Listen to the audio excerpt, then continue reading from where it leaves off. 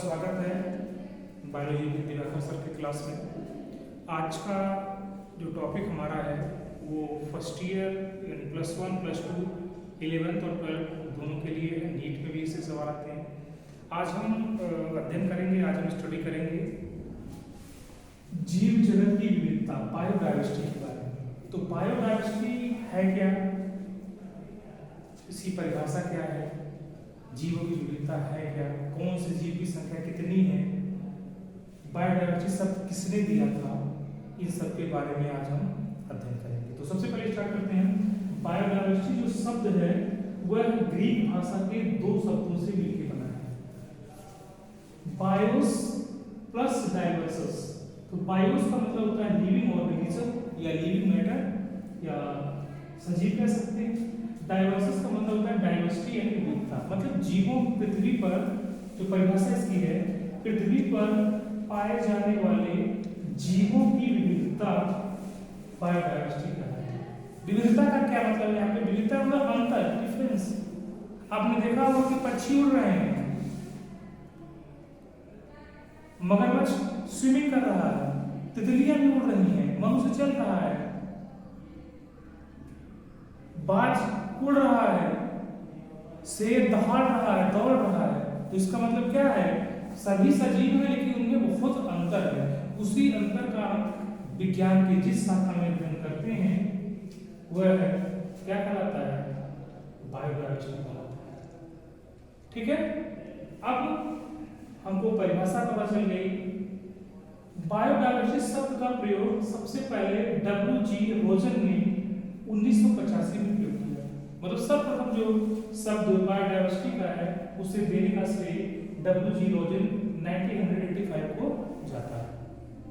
ठीक, तो बायोडायवर्सिटी की परिभाषा, बायोडायवर्सिटी का अर्थ क्या होता है, बायोडायवर्सिटी की परिभाषा क्या है और बायोडायवर्सिटी शब्द को किसने दिया था, इसके बारे में आप लोगों को समझ में आ गया होगा। अब हम बात करते हैं, हमारे पास दो टेबल है, ये टेबल 1 है, ये टेबल 2 है। टेबल 1 का मतलब ये बड़ा टेबल है और टेबल 2 छोटा टेबल है। तो इस टेबल 1 में हमने क्या रिप्रेजेंट किया है, यहाँ पे ऑर्गेनिज्म है, ऑर्गेनिज्म का मतलब यहाँ पे हम ऑर्गेनिजम्स कह देंगे। ये ऑर्गेनिजम्स हैं और उनकी स्पीसीज है, जैसे हायर प्लांट्स मतलब उच्च श्रेणी के जो पौधे हैं उनकी संख्या 2,70,000 है, उनकी स्पीसीज 2,70,000 है। एल्गी, इसकी स्पीसीज की संख्या 40,000 है, 40,000 है। फंजाई, जिसको हम हिंदी में कवक कहते हैं, इसकी स्पीसीज की संख्या 72,000 है। वायरस की स्पीसीज की संख्या 1,550 है। बैक्टीरिया 4,000 है। मैमल्स 4,650 है। पक्षी को एप्स कहते हैं 9,700 है। रेप्टाइल्स जिनको सरीसृप कहते हैं 7,150 है। पाइसी फिशेस 26,959 है। एम्फीबियंस उभयचर 4,780 है। इसके अलावा टेबल 2 पे नजर डालते हैं तो हम देखते हैं इंसेक्ट, सबसे ज्यादा जो संख्या है पूरे पृथ्वी पर जिन ऑर्गेनिज्म की है वो कौन है? कीट। और कीट का अध्ययन हम विज्ञान के जीव विज्ञान बायोलॉजी के जिस फाइलम में करते हैं उस फाइलम का नाम है आर्थ्रोपोडा। क्या नाम है? That is arthropoda. सबसे बड़ा, एक प्रश्न यहाँ पे आता है निकल करके कि सबसे बड़ा फाइलम, एनिमल किंगडम का सबसे बड़ा फाइलम कौन है?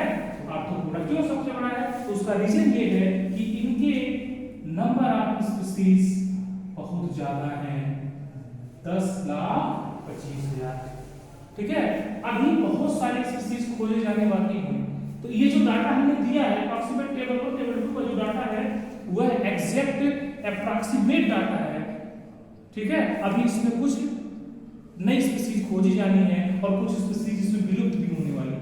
तो हम कह सकते हैं इस डाटा में कुछ प्लस माइनस हो सकता है फ्यूचर में, बट हमें इतना ही इसको पता करना है कि इतनी ही संख्या है। अब कीट के पास से आता है मोलस्का। मोलस्का मतलब शंख, इसमें शंख आता है, सीपी आती है, ऑक्टोपस आता है। उनकी भी संख्या क्या है?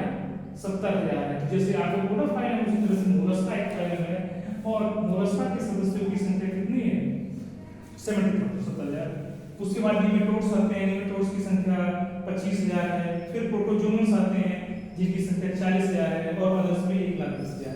तो इस तरह से ये जो आंकड़े बता रहे हैं, ये जो डाटा बता रहा है टेबल 1 टेबल 2, वो बहुत बड़ी विशाल बायोडायवर्सिटी को बता रहा है, जिसपे higher plants, algae, fungi, bacteria, mammals, apes, reptiles, species, amphibians, insect, mollusca, nematodes, protozoan and others.